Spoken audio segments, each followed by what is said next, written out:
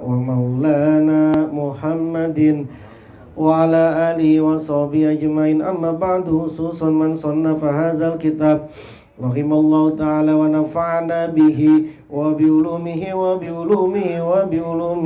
وفي الدارين آمين. الفاتحة. أعوذ بالله من الشيطان الرجيم. بسم الله الرحمن الرحيم. الحمد لله رب العالمين الرحمن الرحيم مالك يوم الدين. إياك نعبد وإياك نستعين. اهدنا الصراط المستقيم صراط الذين أنعمت عليهم غير المغضوب عليهم ولا الضالين. آمين.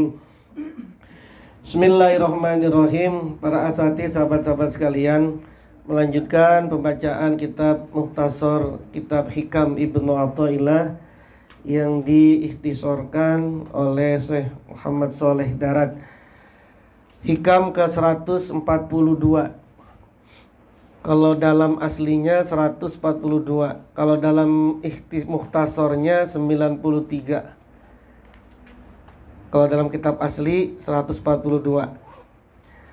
Bismillahirrahmanirrahim. Al-mu'minu iza mudiha istahya minallahi ayyusna alaihi biwasfin la yashaduhu min nafsihi. Al-mu'minu, adapun orang mukmin, iza mudiha itu jika dipuji. Itu iza mudiha jika dipuji siapa si mukmin. Istahya maka merasa malu siapa si mukmin. Istahya maka merasa malu siapa si mukmin. Minallahi, dari Allah. Malunya karena ayyusna, akan dipuji. Ayyusna, akan dipuji. Alaihi, atas si mukmin, karena dia dipuji. Biwasfin, dengan sebuah sifat. Biwasfin, dengan sebuah sifat. La yashadu, yang tidak menyaksikan siapa si mukmin hu, pada sifat. La yashadu, yang tidak menyaksikan siapa al mukmin hu, pada wasfin, pada sifat. Min nafsihi, dari dirinya si mukmin. Mukmin yang benar, mukmin sejati, kata Ibnu Athaillah, adalah orang yang kalau dipuji dia merasa malu dari Allah atas sebuah pujian, sebuah sifat yang dia tidak menyaksikan sifat itu ada dari dirinya. Wah, ente mah orangnya bares banget, padahal nggak ada bares dalam diri dia gitu. Wah, ente mah orangnya tawadu banget, padahal orangnya sombong dalam diri dia gitu. Dia malu merasa dipuji dengan sebuah sifat yang dia tidak menyaksikan sifat itu datangnya ada di dalam diri dia. Malu dia sama Allah itu. Bukan malah tambah sombong, tapi dia malu dari Allah. Nah, bagaimana kalau sifat itu ada dari dia? Bolehkah dia bahagia? Dalam sebuah riwayat dikatakan di sini, wala yadurruka madhuka bima taf'alu illam taksudil ta'arrud lil manhi. Tidak membahayakan kepadamu pujian terhadapmu dengan sesuatu yang kamu lakukan. Kamu mau melakukan sesuatu nih, lalu kemudian dipuji sama orang, itu mah nggak apa-apa, nggak membahayakan kamu gitu. Yang nggak membahayakan kamu, tapi selama itu tidak menonjolkan pada pujiannya. Kita emang habis kerja bakti, terus rajin banget ya kerja bakti ya, oh ya gua gitu loh. Itu namanya menonjolkan pada pujian. Boleh nggak gitu? Kalau memang ya boleh gitu ya, asal tidak menonjolkan pada pujiannya. Ini berdasarkan sabda Nabi. Rasulullah ditanya, kila, dikatakan, ya Rasulullah, wahai Rasulullah, ar-rajulu ya'malul amala hufyatan. Ada orang yang mengamalkan sebuah amalan hufyatan, sembunyi. Ya, tidak rame-rame dia, sembunyi-sembunyi. Summa yatahaddatsun nasu bihi, tapi tetap bocor juga. Kemudian manusia berbicara dengan itu. Ya, dia ada juga yang lihat satu dua orang lihat, oh ternyata si Anu tadi melakukan ini loh. Terus fayafrahu, kemudian dia gembira. Dia gembira nih atas pujian orang tadi nih, atas pujian tadi. Bagaimana itu ya Rasulullah? Faqala alaihi salatu wassalam, maka Rasulullah menjawab, lahul ajru marrotain, bagi dia pahala 2 kali. Ajrul amali, yang pertama, pahala karena dia mengamalkan amalan itu, dia mengamalkan perbuatan baik itu. Yang kedua, wa ajrul farohi, pahala kegembiraan dia. Pahala kegembiraan dia. Jadi 2 dapat pahalanya itu. Kalau dia melakukan sesuatu kemudian dipuji sama orang, ya manusiawi lah, pasti ada bahagia lah dalam hatinya gitu. Pasti ada, dia bahagia gitu. Dipuji dengan sesuatu yang dia lakukan itu, asal tidak ta'arud tadi itu, maka dia mendapatkan dua pahala. Tapi dia bagaimana kalau dia itu dipuji dengan sesuatu yang dia tidak melakukan itu? Dia dipuji sesuatu terhadap yang dia tidak melakukan itu. Inilah yang dikatakan oleh Ibnu Athaillah dalam hikam selanjutnya nih. Ajhalun nasi, adapun paling bodohnya manusia. Ajhalun nasi, adapun paling bodohnya manusia. Itu man orang. Taroka, yang meninggalkan siapa si man. Taroka, yang meninggalkan siapa man. Yakinama, pada keyakinannya sesuatu. Yakinama, pada keyakinannya sesuatu. Indahu, di sisinya man. Indahu, di sisinya man. Lizonnima, karena dugaan sesuatu. Lizonnima, karena dugaan sesuatu. Indan nasi, di sisi manusia. Paling bodohnya manusia adalah orang yang meninggalkan keyakinan sesuatu yang ada dalam diri dia karena dugaan apa yang dikatakan oleh manusia. Dia punya duit cuma 100.000, cuma dipuji-puji sama orang, ente duitnya ada 10 juta, 100 juta ya. Padahal dia punya duit 100.000. Lalu kemudian dia yakin banget, iya emang gue punya 100 juta, punya 10 juta. Padahal dia tahu kalau dia punya 100.000 doang. Itu namanya ajhalun nas. Tahu dia orangnya sombong, terus kemudian dibilang ente mau orangnya tawadu banget ya. Gitu ya, tawadu banget. Padahal dia sombong tahu, terus akhirnya terpengaruh. Iya gue mau orangnya tawadu emang ya, gitu ya. Meninggalkan keyakinan yang ada di dalam diri dia. Ente mah tiap malam tahajud mulu, tahajud, ya Allah ahli tahajud, ente mah tahajud mulu. Padahal dia kagak pernah tahajud, sesekali doang tahajud gitu. Lalu kemudian dia lebih condong kepada apa yang diduga oleh manusia tadi itu. Maka itu yang dikatakan oleh Ibnu Athaillah, ajhalun nas, paling bodoh-bodohnya manusia. Itu disebut dengan paling bodoh-bodohnya manusia. Syekh Maulana Muhyiddin Ibnu Arabi pernah berkata, fayan bagi lil fakir alla yakuna siyatuhu akbaru min qadamihi. Orang fakir itu kita. Fakir itu bukan orang gak punya uang gitu ya. Fakir itu dalam konsep tasawuf adalah orang yang membutuhkan sesuatu, namanya fakir. Fakir itu berasal dari murid. Murid adalah orang yang punya kehendak. Itu namanya murid. Nih kita nih. Orang yang punya kehendak, seorang murid itu berarti orang yang pengen memiliki sesuatu. Orang yang punya sesuatu. Orang yang pengen punya sesuatu. Itu namanya murid itu. Orang yang punya irodah. Orang yang pengen punya irodah. Pengen punya sesuatu, pengen punya ini. Itu namanya murid. Punya keinginan ini, punya kehendak ini, punya keinginan, itu namanya murid tuh. Nah karena dia pengen ini, pengen itu, pengen ini, pengen kehendak ini, maka itu disebut dengan fakir. Orang yang membutuhkan. Jadi al-fakir itu adalah orang yang menghendaki sesuatu, disebut dengan murid. Maka orang-orang tasawuf, ya ulama-ulama kita pasti menyebut al-fakir ilallah, al-fakir ila rabbil ghafur, misalnya gitu. Ilal ghafur, orang yang sangat membutuhkan, pada ampunan Tuhannya. Al-fakir ila ghafuri rabbi, orang yang membutuhkan pada ampunan Tuhannya. Al-fakir itu. Al-fakir itu bukan orang yang nggak punya uang, bukan. Tapi al-fakir itu orang yang tadi itu punya kehendak. Orang yang punya kehendak pasti orang yang pengen sesuatu. Sesuatu itu apa irodahnya? Ya pengen menjadi orang yang baik, pengen menjadi orang yang lebih soleh, pengen lebih dekat kepada Allah Subhanahu wa taala. Nah, itu disebut dengan al-fakir. Seyogianya orang fakir itu tidak nama baiknya tidak lebih besar dari kakinya, dari kedua kakinya gitu.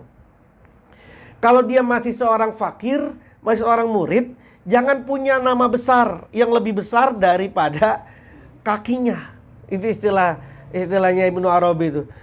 Nanti kalau lebih besar nama baiknya daripada kakinya, kagak bisa jalan nanti dia itu. Keberatan.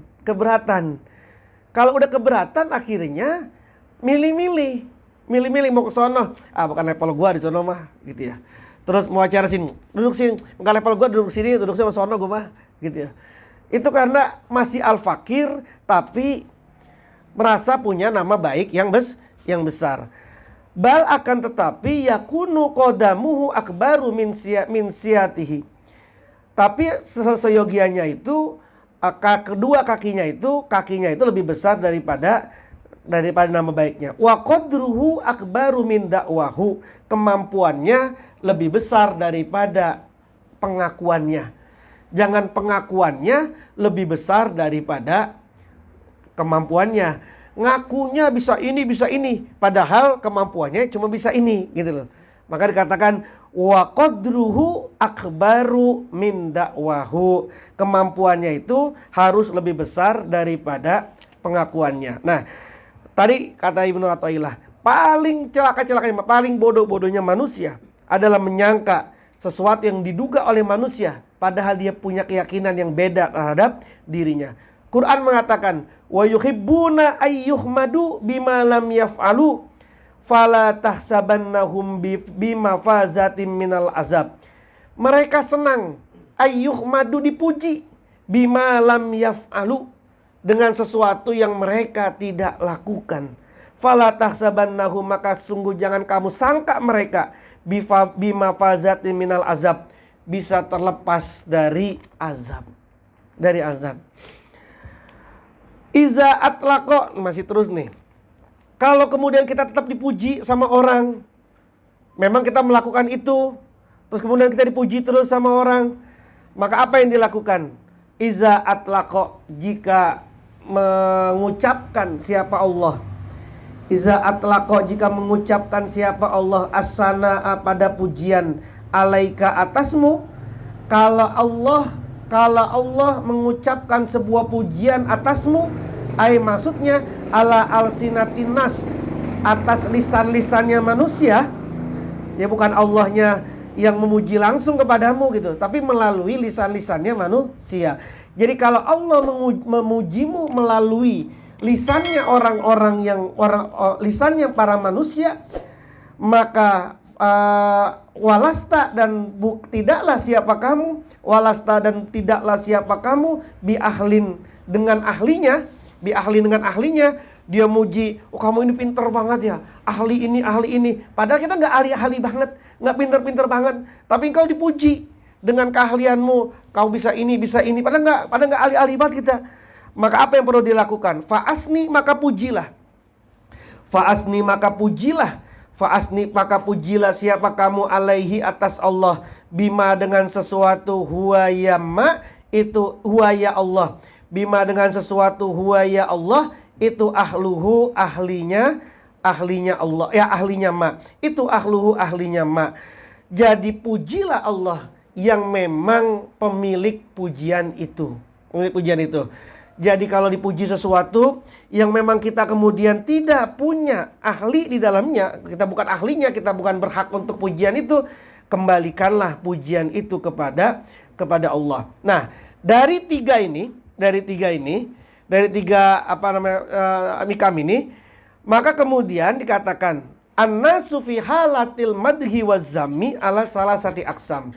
Manusia di dalam keadaan pujian dan celaan itu dibagi tiga golongan. Yang pertama, yafrohuna kismun, satu golongan, yafrohuna bil madhi wa yakrohuna zamma. Satu golongan ini orang yang suka dipuji, orang suka sama pujian, marah sama celaan. Ini golongan yang pertama ini. Golongan yang pertama, karena jiwa mereka, nafsu mereka mendominasi atas mereka itu. Karena mereka inginnya selalu dianggap mulia dan tinggi. Siapa mereka ini? Al-awwamu al-ghafiluna. Orang ini, golongan ini adalah al-awwam, golongan orang-orang awam, orang umum. Al-ghafiluna, orang dianggap lalai, lupa kepada Allah. Yang kedua, wa qismun, dan satu golongan, yakrahunal madha wa yuhibbunaz zamma. Golongan yang kedua ini orang yang tidak suka sama pujian, seneng sama celaan. Ini kebalikannya nih. Kenapa mereka ini nggak seneng sama pujian, senangnya sama celaan? Li'annahum fi mujahadati nufusihim. Karena mereka sedang berada di dalam mujahadah nufusihim, perang terhadap nafsunya mereka. Mereka sedang melakukan mujahadah. Mereka sedang melakukan pertempuran batin, pertempuran jiwa. Yang kalau ini nanti dia mendapatkan pujian tersebut, mujahadahnya ini bisa hancur ini. Bisa hancur. Dia sedang mujahadah, puasa 40 hari. Baru puasa 20 hari dipuji-puji mulu. Wah, hebat betul Anda itu udah puasa 20 hari ya. Udah keren banget. Lalu dia bahagia nih sama 20 harinya ini nih, sama pujian ini. Ini akan ngeganggu dia untuk 20 hari ke depannya ini. Nanti pasti gangguannya macam-macam itu, nafsunya dia itu. Pasti akan keganggu ini. Maka dia harus selalu mendapatkan celaan. Fakullu ma yu'allimuha wa yaqtuluha aqbalu 'alaiha. Semua sesuatu yang menyakiti nafsunya, semua sesuatu yang dapat membunuh nafsunya, maka mereka menerimanya. Apapun saja.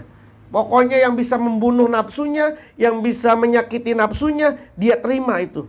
Tapi wa kullu ma yuhyiha wa yaqwiha farru minhu. Segala sesuatu yang bisa menghidupkan nafsunya dan yang bisa menguatkan nafsunya, maka dia lari daripada itu. Apa saja. Apa saja. Mau makan tiba-tiba makanannya enak, lari dia. Mau makan tiba-tiba makanannya nggak enak, langsung dia makan itu. Pokoknya apa saja yang membuat nafsunya kuat, lari dia. Apa saja yang membuat nafsunya ini menjadi lemah, dia akan lari. Dia akan samperin. Apapun yang membuat nafsunya akan lemah, dia akan samperin. Itu siapa itu? Al-ubadu waz-zuhadu, para ahli ibadah, waz-zuhadu, para ahli zuhud, wasairuna, dan orang-orang yang sedang berjalan, minal muridin, dari para murid. Jadi orang yang sedang melakukan mujahadah, orang yang sedang melakukan murid, orang yang menjadi murid, orang-orang yang masih jadi murid, itu orang yang sukanya gak senang sama pujian, sukanya sama celaan. Dan ini berlaku untuk bidang apapun saja. Untuk bidang apapun saja. Baik itu fisik maupun spiritual. Kalau ada olahragawan, ada atlet olahragawan, dia pasti akan tidak suka dengan sesuatu yang sifatnya enak-enak. Tidurnya gak mau dia di tempat-tempat yang enak, karena akan mengganggu nanti bangunnya seperti apa. Dia pasti sukanya dengan sesuatu yang buruk. Untuk apa? Untuk menempa apa badannya dia, fisiknya dia. Dingin gak mau dia pakai jaket, buka dia bajunya. Jadi untuk menempa badannya dia. Pun juga begitu, para murid, para sairin minal murid, orang-orang yang sedang berjalan dari para murid ini, gak suka dia dipuji. Maka orang-orang misalnya Syekh Abu Bakar Dulab As-Sibli, ketika dia baru belajar kepada Syekh Junaid Al-Baghdadi, dari seorang gubernur, kemudian dia menjadi seorang salik, dia kemudian belajar sama Syekh Junaid Al-Baghdadi. Maka kemudian sampai dia bilang, siapa yang mencela aku, siapa yang menghina-hina aku, siapa yang ngata-ngatain aku terhadap aib-aibku selama aku jadi gubernur dulu, nih upahnya, dikasih 5 dinar, dikasih 10 dinar. Anak-anak kecil dipanggil semua, suruh kata-ngatain, kata-ngatain saya nih, apa kayak katain aja pokoknya, lu kata-katain gitu, terus dibayar gitu sama dia, dikasih duit itu.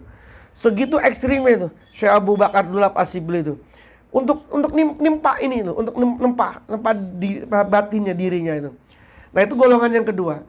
Golongan yang ketiga, yafrohuna bil madhi, orang yang suka, senang dengan pujian. Lisuhudihi, karena menyaksikannya si kismun, ya karena menyaksikannya madhi, karena menyaksikannya pujian, min maulahum, dari Tuhannya mereka. min maulahum, dari Tuhannya mereka.